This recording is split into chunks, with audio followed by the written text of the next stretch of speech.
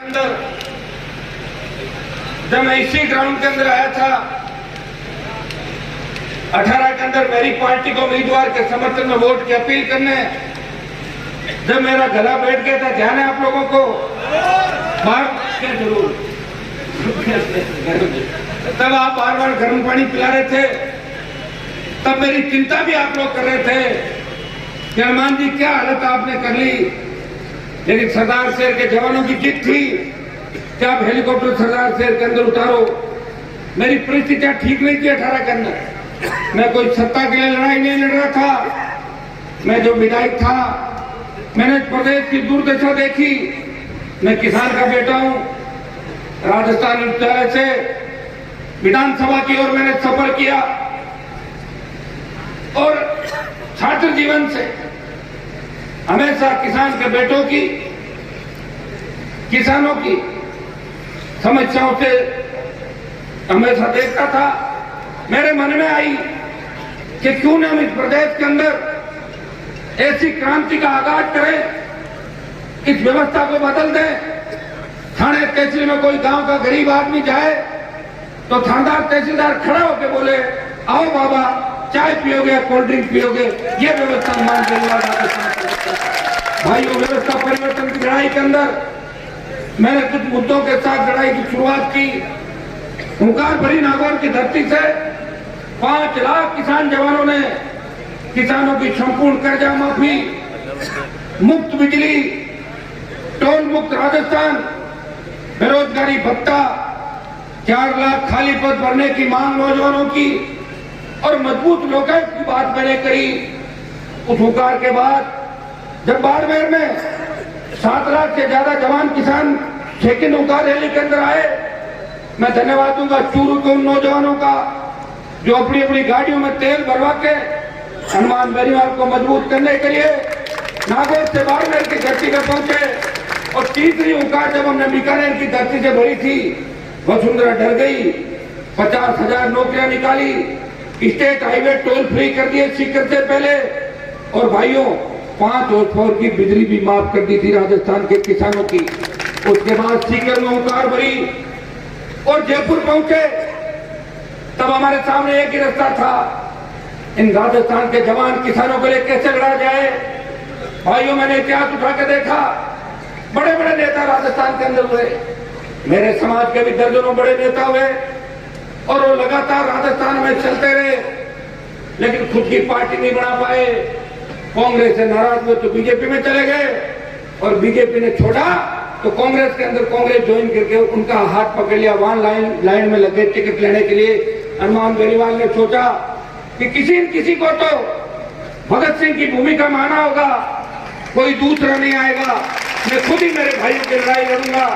18 के अंदर 29 अक्टूबर नई पार्टी का गठन किया और जब पार्टी का गठन किया वहां 4 से 5 लाख नौजवानों ने, और हमें चुनाव आयोग ने चिन्ह भी कह दिया, बताओ बोतल का चिन्ह। वैसे सबके काम, पानी की बोतल मानो जब तो सबके काम आ जाता है, और दूसरी बोतल माने तो भी लोगों को काम आती है बोतल ही देखना। तो भाइयों, ये बोतल का चिन्ह हमें मिला। ये बोतल पानी की बोतल है, ये वसुंधरा वाली दारू की बोतल नहीं है। स्वच्छ पारदर्शी प्रशासन।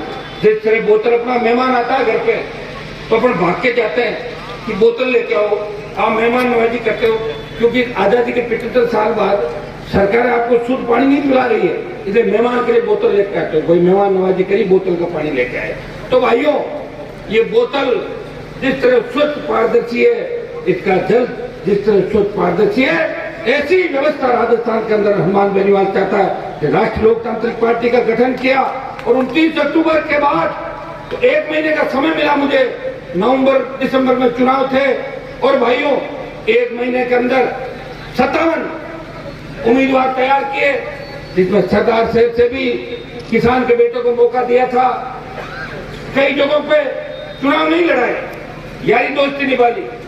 मुझे लगा कि मेरे चुनाव लड़ने से कोई किसान का बेटा हार सकता है, उन जगहों पे चुनाव नहीं लड़ा। हनुमान बेनीवाल ने अपनी पार्टी को किसान कौम के खातिर कुर्बान कर दिया, नहीं तो 3 से 15 विधायक मेरे राजस्थान के अंदर आते।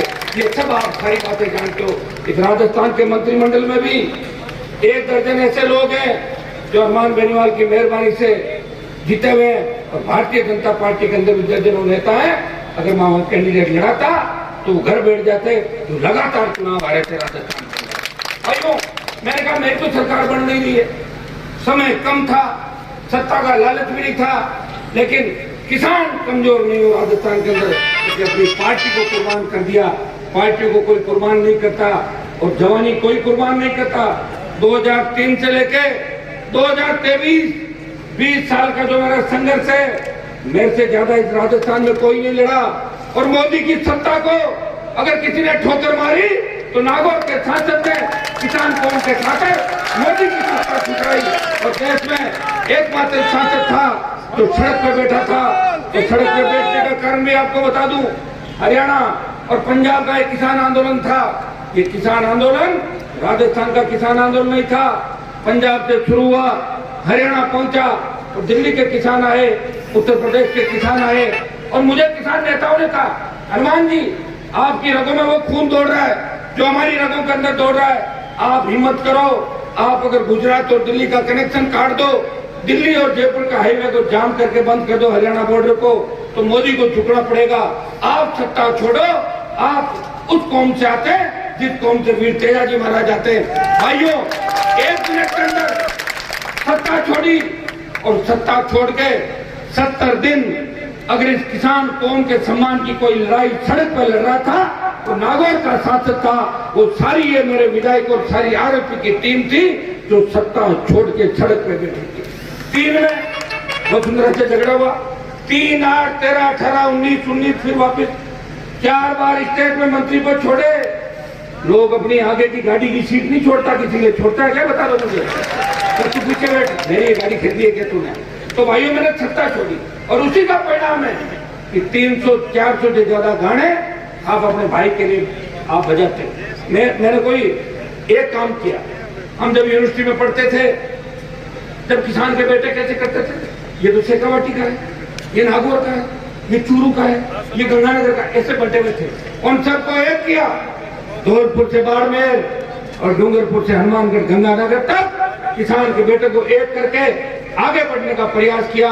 राजस्थान की सत्ता से टकराया, दिल्ली की सत्ता से टकराया और जो अशोक गहलोत कभी किसी से नहीं हारा, उसके बेटे को जोधपुर में हरा के उसका जादू गहलोत तो सबसे बड़ा जादूगर है, उसकी जादूगरी खत्म करके गहलोत को सपेरा बना दिया। और सपेरे की नागिन कौन है आप जानते हैं। मैं तो आपको इतना ही विश्वास दिलाता कि भूत भूतनी और बोतल का चिन्ह है। आप राष्ट्रीय लोकतांत्रिक पार्टी को इस उपचुनाव में जीत दिलाएं। ये कोई नया उपचुनाव नहीं लड़ रही है आरएलपी पार्टी। आपका आशीर्वाद से बल्लभनगर के चुनाव के अंदर जहां किसान कौम के हमारे भाई 2nd नंबर पर है और बीजेपी 4थे नंबर पर चली गई थी 1 साल पहले चुनाव था। सुजानगढ़ के अंदर ताल ठोकी, शाड़ा में लड़े, राजसमंद लड़े और खीमसर में जीते, नगर पालिका लड़े, पंचायत चुनाव लड़े और आरएलपी पहली पार्टी बनी राजस्थान की जिसको मान्यता प्राप्त दल का दर्जा मिला। और ये राष्ट्रीय लोकतांत्रिक पार्टी पहली किसानों की और किसान के बेटों की संगत की पार्टी है जिसकी टिकट लेने के लिए जयपुर और दिल्ली के अंदर आपको लाइन में नहीं लगना पड़ता। मेरे विधायक और पार्टी के 1 दर्जन नेता पिछले 7-10 दिन से सरदार शहर के अंदर डेरा डाले बैठे हैं और एक व्यक्ति की राय जान रहे हैं। आप बताओ हमें क्या करना चाहिए और सबकी राय जानने के बाद ही आपके उम्मीदवार की घोषणा करी।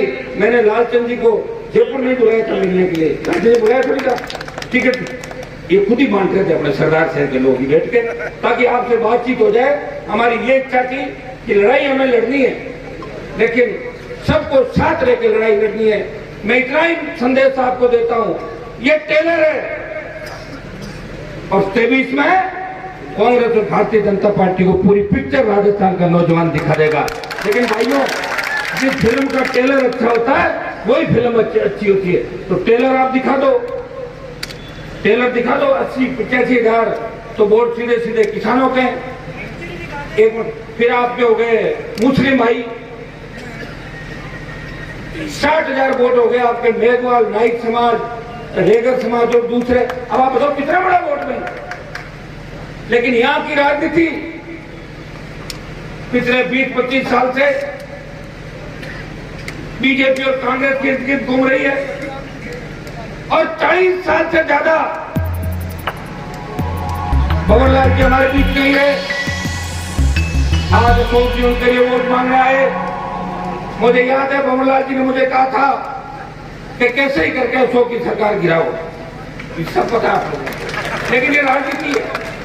राजनीति में कब कौन बदल जाए पता नहीं चलता। और उसके बाद वो चले गए अशोक गहलोत के पास, इनके बेटे को टिकट भी दे दिया और आज अशोक गहलोत वोट मांगने आपके बीच में आ गए। लेकिन मैं उन नेताओं में से नहीं हूं। जो मैं कहता हूं वो करता हूं।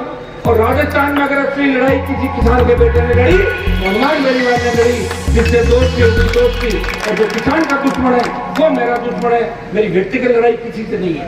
जो किसान के खिलाफ है वो हनुमान के खिलाफ है। और भाइयों, ये सोच के ही मैंने प्रयास किया।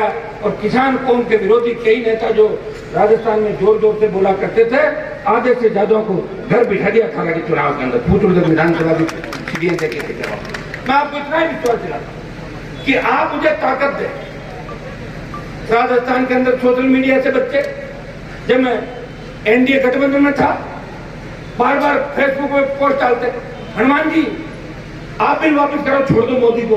मोदी गोदी में बैठ गए, छोड़ दिया मोदी को। लाओ मेरे साथ, खाली उससे डालने थोड़ी होगा। अरे भाई, ताकत लोकतंत्र में होती है कि सीटें कैसे जीती जाए। एक उपचुनाव जीता दो आप सरदार सिंह का।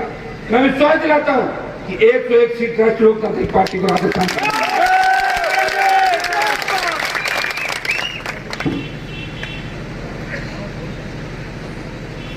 सरदार शहर के अंदर मैं कोई नया नहीं हूं। आप जब भी मेरे पास आए, विधानसभा में था तो चूरू के मुद्दे उठाता था। आपको तो ये भी पता है कि मेरी राजनीतिक लड़ाई चूरू जिले की धरती से हुई। आपके लोग लड़ाई लड़ नहीं पाए, यहाँ के नेता जवान मेरे साथ था, मैंने लड़ाई लड़ी और लड़ाई में जीत भी आपको दिलाई, चूरू जिले के लोगों को, किसानों को। भाइयों, इतना ही विश्वास दिलाता हूं कि सरदार शहर के अंदर जिस तरह का हालात, बड़े जीएसएस की मांग चल रही थी, 132 की लाइसेंस, 132 के जीएसएस की बात थी। हॉस्पिटल की सुविधाओं के बारे में मुझे मंच पे बताया गया। मैं तो आपको इतना ही विश्वास दिलाता हूं, चुनाव का परिणाम चाहे जो हो, सरदार शहर की जनता के काम होंगे, अस्पताल की व्यवस्थाएं भी सुधरेगी, नए जीएसएस भी बनेंगे 132 के, और सिंचाई का सपना जो भंवरलाल जी ने आपको दिखाया था, वो सिंचाई का सपना भी आपको पूरा कराने के लिए आपको तेजाजी महाराज अवतार नहीं लेंगे आपके बीच। आपको ही अपने भाई को मजबूत करना है। मैं विश्वास दिलाता हूं कि कलम की ताकत अगर आ गई या कलम की ताकत के नजदीक भी बैठ गया तो हर खेत के अंदर सिंचाई का पानी होगा और हर किसान मजबूत होगा। मुझे सरदार शहर के अंदर लोग ये भी कह रहे थे कि सरदार शहर में आपके समाज का आदमी जीता जाए हनुमान जी, लेकिन कहीं राजगढ़ नहीं बन जाए। मैंने कहा राजगढ़ में क्या है कि वहां बदमाशी ज्यादा होती है। मैं आपको आश्वस्त करना चाहता हूं कि हनुमान बेनीवाल की पार्टी यहां से जीतती है और 23 में अगर मजबूती होती है तो राजस्थान से सारे अपराधी जोड़ी झंडे लेकर बंगाल की खाड़ी की तरफ भाग जाएंगे। ये मैं विश्वास आपको दिलाना चाहता हूं। पहले भी जब भी बदमाशी हुई, आज भी जब भी बदमाशी होती है, चाहे जिस इलाके के अंदर होती है, सबसे पहले आवाज अगर किसी की आती है वो राष्ट्रीय लोकतांत्रिक पार्टी के जवानों की, आरएलपी के विधायक और आरएलपी के सांसद हर कौम के लिए लड़ाई लड़ते हुए आपको दिखते हैं। भाइयों, नागौर के अंदर बंजारा जाति की कोई बड़ी संख्या नहीं थी, लेकिन जिस तरह बंजारों के घर उजाड़े, उनके आशियाने उजाड़े, मैं वहां नहीं था। मेरे दोनों विधायक पुखराज गर्ग और इंदिरा बावरी सरकार से लड़ने के लिए मौके पे पहुंच गए, लड़ाई लड़ी, प्रयास किया और 15 दिन तक हम बैठे रहे, सरकार को झुकाया और पूरे राजस्थान के अंदर एक आदेश करवा दिया कि चाहे गोचर की भूमि के अंदर कोई गरीब आदमी अगर 50-60 साल या 30-40 साल से बैठा है, अगर उसकी व्यवस्था वो दूसरी जगह कोई कर दे तो गोचर में से भी अलॉटमेंट गरीब लोगों को हो सकता है। ये आदेश राजस्थान की सरकार से अगर कराया, हनुमान बेनीवाल के संघर्ष का ही परिणाम था। मेरे विधायकों में मुकदमा दर्ज हुआ, आज भी सुप्रीम कोर्ट तक मामला चल रहा है, पेंडिंग है मामला। भाइयों एक बात और कहना चाहूंगा कि राजस्थान में तीसरी ताकत के रूप में अगर आपने देखा है, हम ही तीसरी ताकत है। 6 बसपा के लोग जीते थे, गहलोत साहब ने खरीद लिया बसपा के 6 लोगों को, कांग्रेस में विलय कर लिए। 2 कम्युनिस्ट जीते थे, दोनों गहलोत की गोदी में बैठ के जाके। 2 बीटीपी के थे, बीटीपी तोड़ के भागे। एक लोकदल का था, लोकदल छोड़ के गहलोत का मंत्री बन गया। लेकिन राष्ट्रीय लोकतांत्रिक पार्टी के 3 विधायक थे, तीनों मजबूती से राजस्थान की सरकार के खिलाफ हमेशा लोहा लेते हुए खड़े लेकर सदन तक आते। अभी ओबीसी आरक्षण की जो विसंगति का मामला चल रहा है, कांग्रेस के नेता भाषण जरूर देते हैं, बाहर ट्वीट भी करते हैं, लेकिन विधानसभा के फ्लोर पे जो बोलता है वही हिम्मत वाला होता है। विधानसभा के अंदर तो सिर्फ राष्ट्रीय लोकतांत्रिक पार्टी के विधायकों ने ओबीसी की विसंगति को दूर करने की पुरजोर तरीके से बात की, और मैं विश्वास दिलाता हूं कि हम उस मामले में छोटे भाइयों को आश्वस्त करते हैं कि इस विसंगति को दूर कराने के लिए हमें अगर बड़ा आंदोलन करना पड़ेगा, राजधानी को घेरना पड़ा, घेरेंगे। ओबीसी के भाइयों को आश्वस्त करता हूं कि आपके हितों पे कुठाराघात नहीं होने देंगे। जब आरक्षण की लड़ाई चली थी, तभी हनुमान बेनीवाल उन नौजवान नेताओं में से था तो पूरे राजस्थान के अंदर जाट समाज के आरक्षण की लड़ाई आज से 24-23 साल पहले भी लड़ा था, और आज भी उसी हिसाब से लड़ा। भाइयों, हमने किसी के आरक्षण का विरोध नहीं किया, SC, ST, OBC। और जब मुझे लोगों ने पूछा कि ब्राह्मण बड़ियों को भी आरक्षण मिलना चाहिए, मैंने कहा आर्थिक आधार पर ब्राह्मण बड़ियों को भी आरक्षण राजस्थान के अंदर मिलना चाहिए। इस बात का भी समर्थन हनुमान बेनीवाल ने हुकार रैलियां विधानसभा और लोकसभा के अंदर किया था। मैं उन जातियों से भी अपील करना चाहता हूं, आपकी जातियों का जब किसी ने आरक्षण का विरोध नहीं किया, आप भी कृपया ओबीसी में विसंगति का कोई व्यक्ति जातीय तरीके से ऐसी द्वेषता से इस ओबीसी की विसंगति दूर करने की बात का विरोध नहीं करे। सामाजिक समरसता राजस्थान में बनी रहे। मैं विश्वास दिलाता हूं कि हनुमान बेनीवाल 36 कौम को साथ लेकर चलने वाला व्यक्ति है। मेरे सामने तो सरकारें लड़ी है, मैं सरकारों से लड़ा हूं। आपके यहाँ भवनलाल जी तो कुछ भी नहीं, हमारे वहां तो मिर्जाओं का बहुत बड़ा एम्पायर था, मैंने उनको घर के अंदर बिठा दिया, मिर्जाओं को समेट के घर के अंदर बिठा दिया। तो भाइयों, और तेजाजी महाराज की इतनी बड़ी कृपा है कि जो काम हाथ में लेता हूं, जीत हासिल होती है। किसानों के मामले के अंदर चाहे लंबी सादत किसानों को देनी पड़ी, लेकिन मोदी को झुकना पड़ा। अब मैंने अग्निपथ योजना, जहां हमारे शेखावाटी के चूरू के सबसे ज्यादा किसान के बेटे बॉर्डर पर सादत देते हैं, लेकिन दुर्भाग्य से देखिए कि मोदी जी की किसान आंदोलन में जो चिढ़ थी मन में कि किसानों ने मुझे झुकाया, मैं क्या करूं, तो किसानों के बेटों को तकलीफ कैसे दे, सेना को ठेके पे दे दिया प्रधानमंत्री ने। लेकिन सेना को ठेके पे जब दिया तो देश का कोई सांसद नहीं बोला। लोकसभा के अंदर अगर तख्ती लेके कोई पहुंचा, लोकसभा के अंदर अगर व्यवधान करके कार्रवाई रोकी, तो नागौर के सांसद ने अग्निपथ योजना वापस लेने की बात करी और किसान के बेटों के हक की लड़ाई लोकसभा के अंदर लड़ी। और जब दूसरे मेरे छोटे भाइयों ने, कई लोग ये भी कहते हैं कि हनुमान जी तो लड़कों को बिगाड़ने का काम कर रहे हैं। भाइयों, सबसे ज्यादा हमारे नौजवान आर्मी में जाते हैं। जब देश के नौजवानों पर संकट आया तो कहां चला गया नेता जो नौजवानों की पैरवी की बात करते हैं? अकेला हनुमान बेनीवाल जोधपुर में 2 लाख जवानों की रैली करके मोदी को चेतावनी देता है कि मोदी जी रुक जाओ, हम उन्हीं किसानों के बेटे जिन्होंने बड़ी सादत देके आपको शर्मसार किया था, झुकाया था, और अग्निपथ के मामले में भी फिर हम मोदी को झुकाएंगे, ये मैं विश्वास आपको दिलाता हूं। भाइयों, चूरू के अंदर बड़ी रैली का मैंने ऐलान किया था कि नवंबर के आखिरी में या दिसंबर के पहले सप्ताह में चूरू में रैली करेंगे, लेकिन उससे पहले ही सरदार शहर का उपचुनाव आ गया। तो पहले उपचुनाव लड़ना हमारे लिए जरूरी है। उपचुनाव नहीं लड़ेंगे तो लोग कह देंगे बीजेपी से सेटिंग हो गई, और लड़ेंगे तो कह देंगे कांग्रेस से सेटिंग हो गई। अब कहां जाऊंगा बताऊं? मेरी स्थिति तो ऐसी है जैसी ऐश्वर्या राय की स्थिति, उसको सब चाहते हैं और मुझे भी सब चाहते हैं।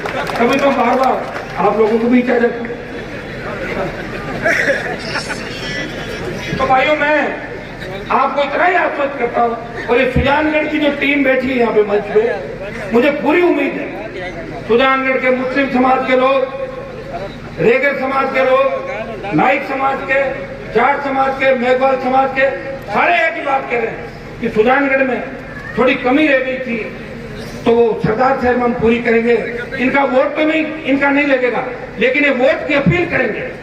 मैं राजस्थान के नौजवानों से आज मंच के माध्यम से अपील करता हूं, भाइयों, भगत सिंह ने जब असेंबली में बम फेंका, भगत सिंह ने जब अंग्रेज को गोली मारी, तब भगत सिंह को लोगों ने कहा कि आपको फांसी होगी। भगत सिंह ने कहा कि मुझे फांसी होगी तो क्या है, भारत माता गुलामी की बेड़ियों से मुक्त हो जाएगी। हनुमान बेनीवाल राजस्थान के अंदर खुद की लड़ाई नहीं लड़ रहा है। मैं तो जब चाहूं सत्ता मेरा इंतजार कर रही है, जब चाहूं दिल्ली में मंत्री बन जाऊं, जब चाहूं स्टेट के अंदर अभी मेरे पार्टी के किसी विधायक को मिनिस्टर कल सुबह बनवा दूं। ये मंत्रियों की लड़ाई नहीं है, ये लड़ाई सत्ता पे कब्जा करने की है। रोने से कोई राज नहीं देता, राज छीनना पड़ता है। और मैं आपको विश्वास दिलाता हूं, शहर के अंदर आप चुनाव जीता दो, सरदार शहर की जीत से गंगानगर, हनुमानगढ़, शेखावाटी और चूरू की जो 50 के लगभग सीटें भाइयों, वो राष्ट्रीय लोकतांत्रिक पार्टी की ऐसी लहर चलेगी, ऐसी सुनामी चलेगी कि कांग्रेस और भारतीय जनता पार्टी के सुनामी के अंदर उड़ जाएंगे, नजर नहीं आएंगे। लेकिन ये आपको वोट के माध्यम से दिलाना है। कहीं ऐसा नहीं हो मैं गांव-गांव घूमूं, मुझे यहाँ घुमा भी लो, उसके बाद वोट भी कमाए, तो लोग कह रहे हैं सरदार से जीते नहीं, कहां से जीते। यह तो वैसे भी राजस्थान के अंदर तो आप जानते हो कि सुस्त बहुत है लोग, सुस्त है। जैसे वसुंधरा का नारा लगता था ना, सूर्या अस्त वसुंधरा मस्त, 8 PM नो सीएम। अभी देखो आप सरदार से तारानगर, राजगढ़, चूरू, भिनते जवाब, रतनगढ़, सुजानगढ़, नौर, भादरा, पीलीमंगा, हनुमानगढ़, संगरिया, डूंगरगढ़, लूणकरणसर, फिर आ जाओ। ये 25-30 तो किसानों की ऐसी कॉन्स्टिट्यूंसी है जहाँ 1-1 लाख किसान और 60-60, 70-70 हजार मुस्लिम और शेड्यूल कास्ट के लोग हैं। फिर भी कांग्रेस और बीजेपी की टिकट की लाइन में लोग खड़े हो जाते हैं, मेहनत नहीं करते। कोई किसी को अपना पापा बना लेता है और कोई किसी को मम्मी बना लेता है टिकट के लिए वहां जाकर। तो भाइयों, लड़ने के लिए दम चाहिए, और दम नौजवान मजबूती के साथ मेरे साथ खड़े। मैं कभी थक जाता हूँ, क्या होगा, ज्यादा से ज्यादा 10-15 MLA आ जाएंगे, बाद में वही करना। तो आवाज आती है चूरू जिले से, बाड़मेर के किसी गांव से, हनुमानगढ़ हरियाणा के किसी गांव से। हनुमान जी, हरियाणा भी आपकी तरफ देख रहा है, यूपी भी आपकी तरफ देख रहा है, दिल्ली भी देख रहा है। हमारे नेताओं ने हमें बेच दिया, आप हमें बचाना, आप किसानों के रखवाले हो, आप लड़ते रहो, एक दिन आप आएगा। और भाइयों, इसी उम्मीद के साथ हनुमान बेनीवाल इन दोनों पार्टियों से लगातार लड़ाई लड़ रहा है। सत्ता छोड़ के सड़कों पे घूम रहा है, वो गांव-गांव, ढाणी-ढाणी घूम रहा है। इस प्रदेश के अंदर जब माफिया हावी होता है तो RLP मजबूती के साथ उस माफिया के खिलाफ लड़ती है। आज बजरी की क्या स्थिति है,